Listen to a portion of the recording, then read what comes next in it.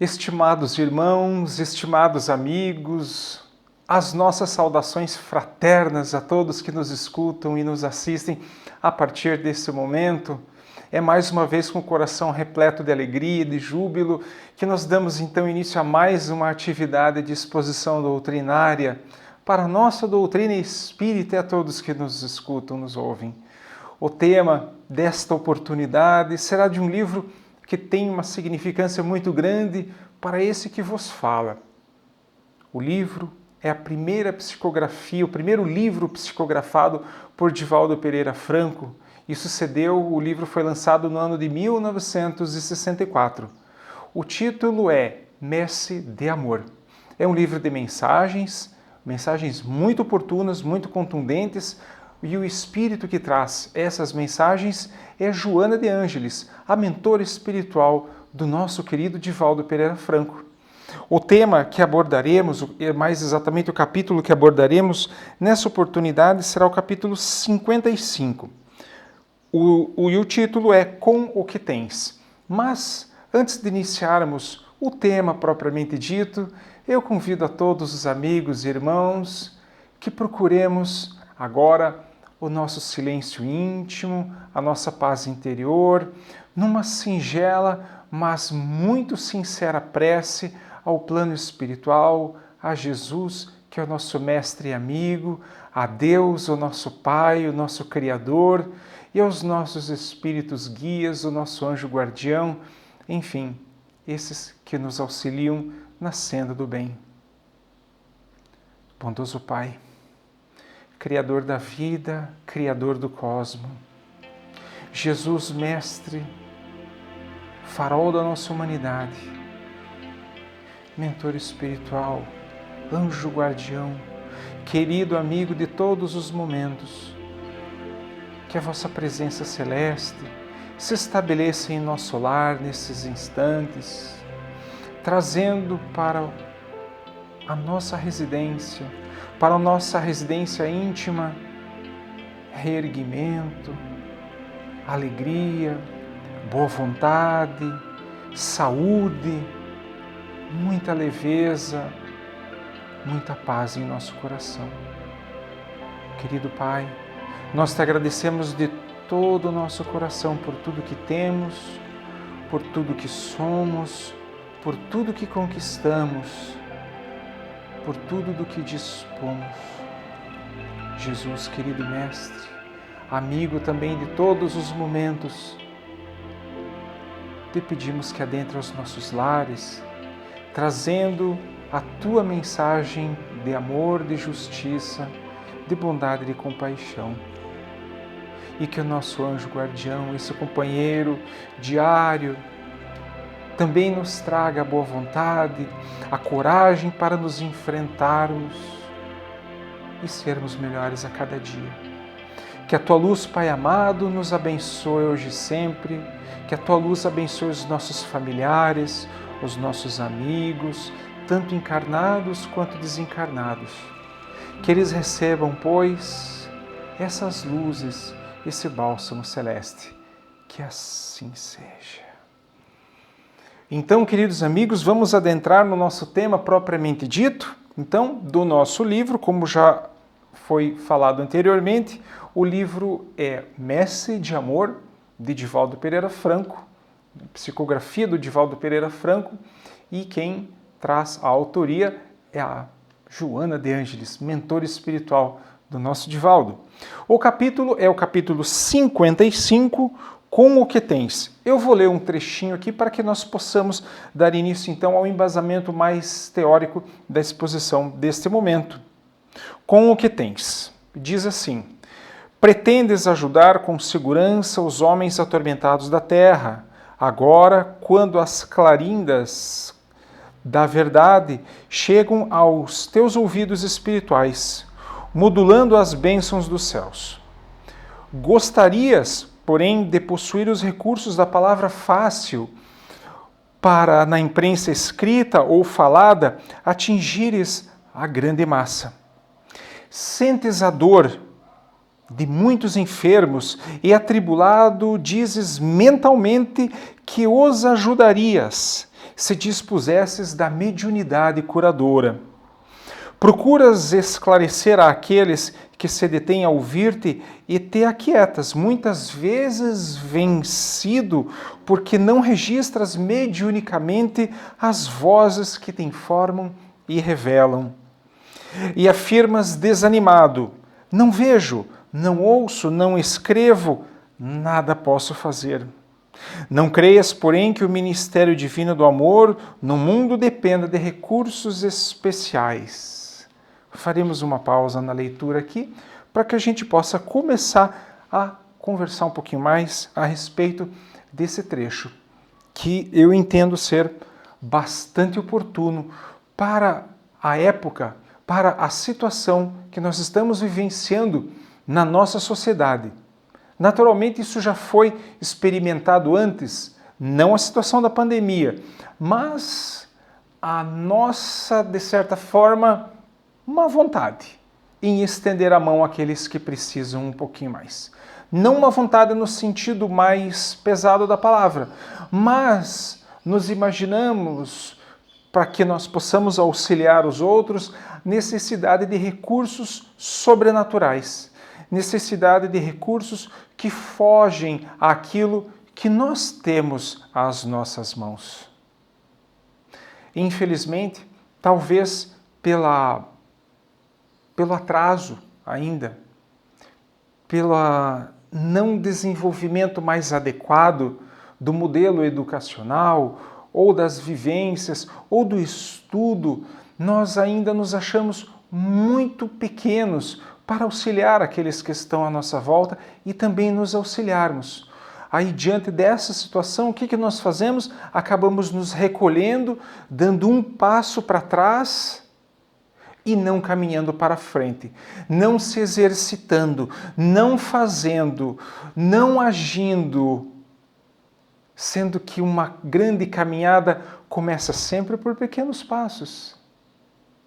Já diz a sabedoria popular, palavras muito simples, que de grão em grão a galinha enche o papo, que de pequenos passos se vai muito longe, e muitas vezes nós acreditamos que para realizar as coisas há necessidade de enorme infraestrutura, de grandes coisas, de enormes conhecimentos, e em verdade não é bem assim. Em verdade, não é bem assim. Há necessidade, sim, de que haja aquele impulso inicial, que é a nossa boa vontade.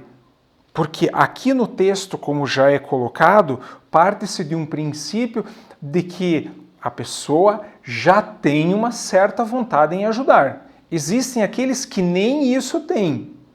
Nem isso têm. Eles vão despertar no momento adequado, mas por enquanto nós estamos observando aqui nesse trecho do livro aqueles que já têm uma certa vontade, mas ainda não conseguem encontrar o ensejo necessário, não conseguem encontrar, talvez por não observância, de que eles têm sim os recursos para auxiliar, que eles têm. Vamos dar uma olhadinha um pouquinho mais para frente em outro trecho do livro que eu grifei. Naturalmente eu não vou ler o capítulo todo, só alguns trechos para que a gente possa embasar melhor. E ele diz ali um pouquinho mais adiante: não aguardes assim perfeição para ajudar e orientar. Antes do exercício médico, o futuro escapulário labora como enfermeiro simples, e todo navegador jamais começou o exercício de comando de um navio em alto posto, ignorando as posições chaves nas engrenagens das embarcações. O trabalho se dá sempre com o primeiro passo. Muitas vezes acreditamos que, às vezes até inconscientemente, de que as funções mais simples são as de menor valor. Observamos isso na casa espírita. Algumas pessoas entendem que aquela pessoa que recepciona as pessoas na casa espírita é uma função, digamos assim, um pouco menos meritória, e imagino muitas vezes que a função de expositor, de médium, de dirigente de casa espírita seja de grande valor. Todos têm o seu valor. Todas as atividades dentro da casa espírita e fora dela têm o seu valor. O que seria da nossa sociedade se não houvessem os coletores de lixo? O que seria da nossa sociedade se não houvesse o pessoal da Sanepar encarregado da desobstrução das redes de esgoto? O que seria da nossa sociedade se não houvessem os estivadores? O que seria da nossa sociedade se não houvesse os cortadores de cana, aqueles que colhem café, frutas? O que seria da nossa casa se não houvesse alguém que lavasse a louça? O que seria da nossa sociedade se não houvesse aquele que no hospital limpa um machucado, que leva a medicação, que estende um copinho de água? O que mais vale, meus amigos, meus irmãos, nessas atividades, como em todas elas, é o carinho que se coloca na atividade. É o amor que se coloca na atividade. É isso que Jesus nos chama a atenção através do seu exemplo. Porque isso ele não chegou nem a ensinar em palavras. Ele ensinou com o silêncio das palavras, mas com o volume estrondoso do exemplo, que só é escutado, que só é percebido pelos corações sensíveis, que prepararam o seu terreno íntimo para perceber essas luzes que o Mestre Jesus traz até nós.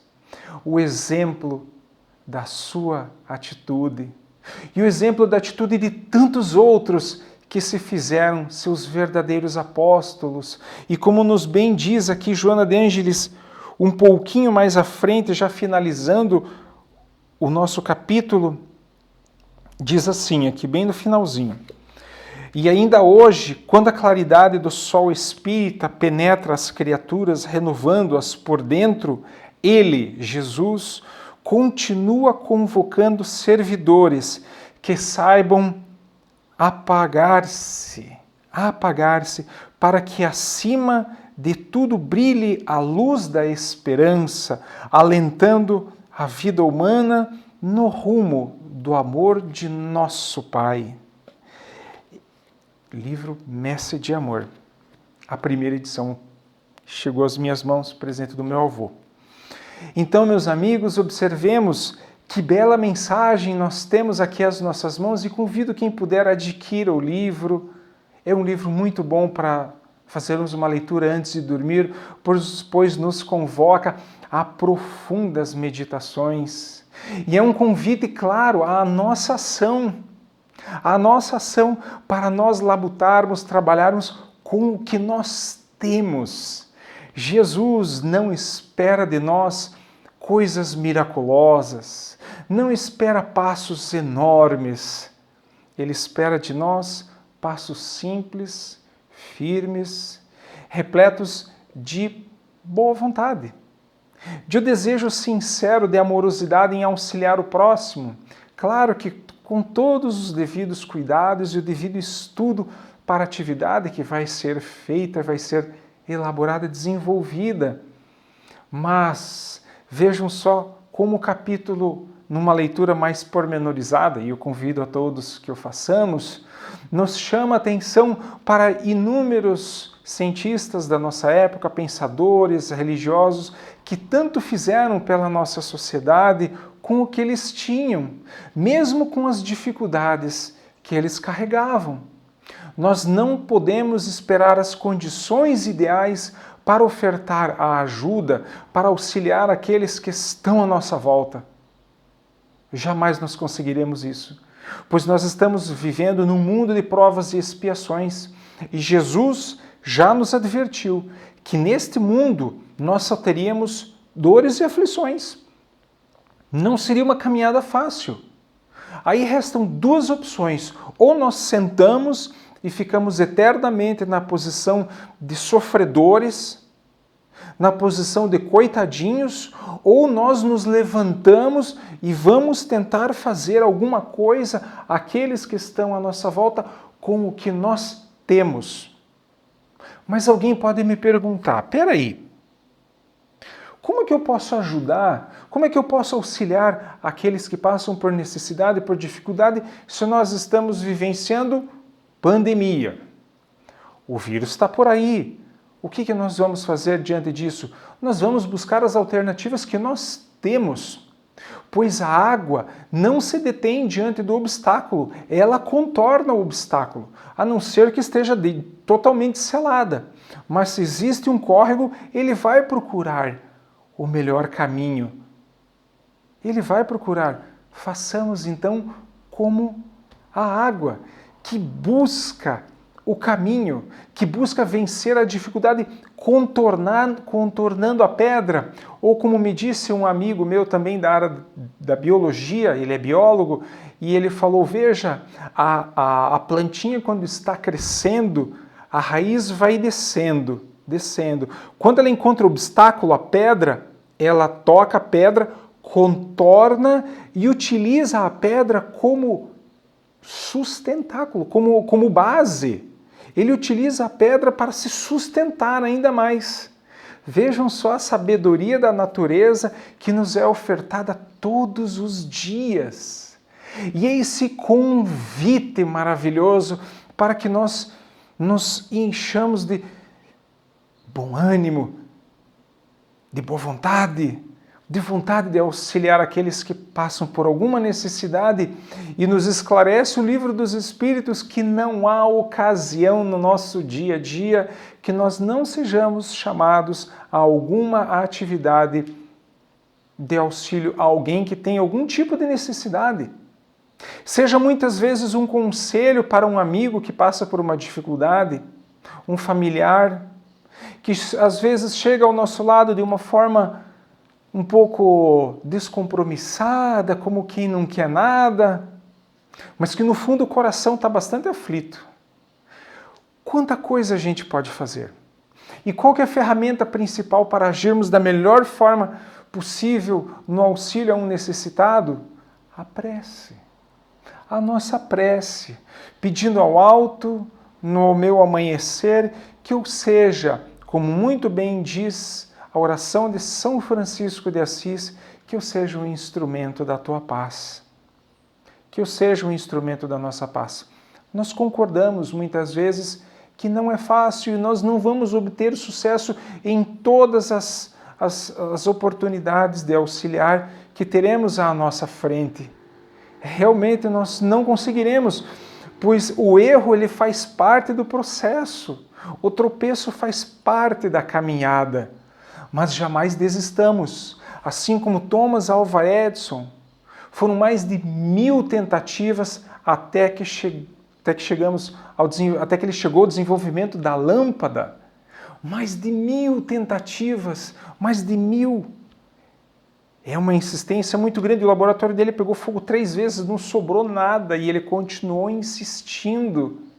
Alguns poderiam dizer, deixe disso, deixe de ser teimoso, você é muito teimoso, você é muito turrão. E se ele não fosse? O que seríamos de nós? Com certeza alguém teria feito, mas ele não teria. E a consciência viria a lhe acusar depois. Aí nós caímos no ensinamento do Cristo, a parábola dos talentos. Os talentos, aquilo que nós recebemos do alto, as nossas capacidades físico, intelecto, morais. As nossas capacidades físicas, as nossas capacidades intelectuais e as nossas capacidades morais. Será que nós estamos realmente utilizando elas? Será que nós estamos colocando em prática tudo isso que nós temos de tão belo, de tão maravilhoso, pois nós somos criaturas feitas por Deus. Nós somos perfeitamente perfectíveis. Essa nos chama até a própria atenção. Nós somos perfectíveis, meus amigos, meus irmãos. Basta que nós tenhamos um norte, um rumo, a seguir, um norte a seguir. Se nós desejamos que 2021 seja de fato um ano melhor para todos, façamos a nossa parte, com o que nós temos, entregando o que nós temos de melhor, que é a nossa alegria, a nossa boa vontade, nem que ela seja um pouquinho, mas coloquemos em prática, exercitemos, façamos esse exercício que naturalmente fortalece a nossa vontade, como muito bem nos diz Emmanuel. Fortalece a nossa vontade e a nossa vontade acaba gerando alegria, acaba gerando frutos, acaba trazendo realizações.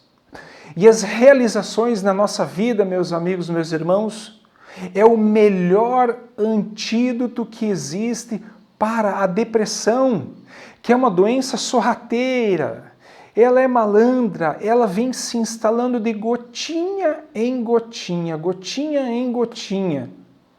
Só que ao passar de 2, 3 anos, ela já tomou conta da nossa sala. Ela tomou conta da nossa casa mental, aí acabamos passando por um problema grave de depressão. Aí requer medicação, consulta no psiquiatra, no psicólogo. Por quê? Porque quando nós tínhamos a oportunidade de fazer, nós não fizemos. É como muito bem nos fala a fábula, aquela história infantil magnífica da cigarra e da formiga. E Emmanuel nos adverte muito bem, dizendo que conserta-se o telhado quando o tempo está bom. Quando o tempo está bom. E muitas vezes o que nós percebemos que as pessoas fazem é aproveitar o tempo bom simplesmente para somente gozar a vida. E nós precisamos ter disciplina para separar o tempo para as coisas. O lazer é importante? Indiscutivelmente, ele é fundamental na nossa vida. Mas nós não podemos tratar a vida como simplesmente um parque de diversões, nós não podemos tratar a vida como simplesmente férias o tempo todo. Precisa ter um momento de férias, lógico, mas precisa ter um momento de trabalho.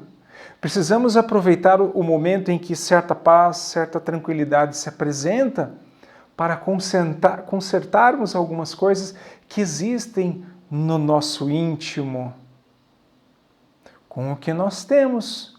E que nós tenhamos cada vez mais para nos ajudar e para ajudar aqueles que estão à nossa volta.